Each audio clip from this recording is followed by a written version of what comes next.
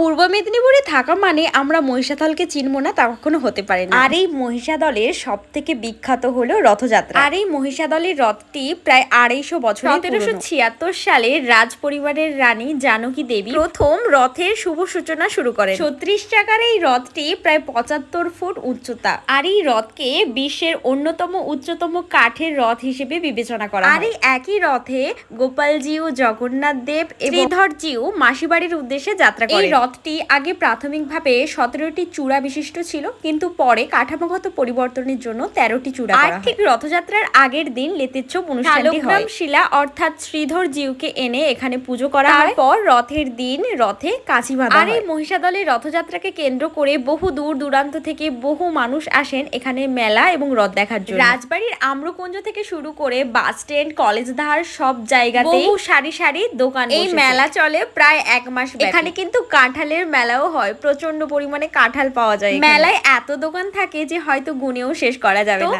আমাদের মহিষাদল রথের ইতিহাস শুনে তোমাদের কেমন লাগলো অবশ্যই কমেন্ট করে জানিও। আর যদি ভিডিওটা ভালো লেগে থাকে অবশ্যই একটা শেয়ার করে দিও।